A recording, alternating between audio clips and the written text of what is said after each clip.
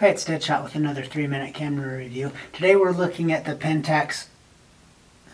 I don't know how to pronounce this name correctly.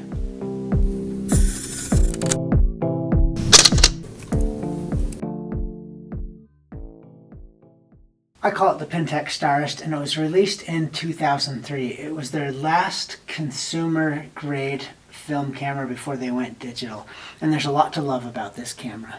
I pronounce it the ist because there's a wild card or asterisk before the IST. And from what I understand, Pentax named it this because the wild card could be replaced with anything you wanted to replace it with. For example, if I was a photography enthusiast, I could replace the star with enthusiast or outdoorist, or if that's even a word. But there's a lot of really cool things about this camera. One of the things I like about it is at the time it was one of the smallest 35mm SLRs on the market. And Pentax had taken that title back in the 70s as well. So in 2003, this one is a little bit bigger with the grip. I am going to detach the grip so you can see just how small this camera is. Some people don't like that curve at the top, but you really have to see this camera in real life to see how good looking it is, because the pictures and the video just doesn't quite do it justice. There's a large LCD screen on the back telling you everything you need to know. There are switches and dials to change your focus point. There's an 11-point autofocus system on this camera. You can also change your metering mode up here. You got your standard mode dial that stuck around for a long time with entry-level cameras. Then your big dial on the top to change your shutter speed and your aperture. This switch is used to adjust your focus modes, and as is typical in the lower left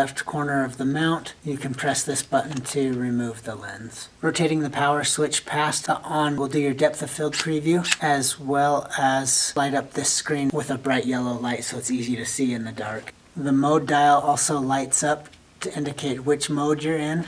Flash sync speed is 1/125th of a second for this camera. It does have DX coding, but there's also a switch on the mode dial to override the DX coding. It is a modern full information viewfinder that gives you everything you need to know, from custom functions and settings to your light meter and aperture and shutter speed, as well as focus confirmation on the left. It's everything you'd want in a modern film camera, and the controls are very similar to some of the entry-level digital cameras out there today. Here's some pictures I've taken with the Pentax ist.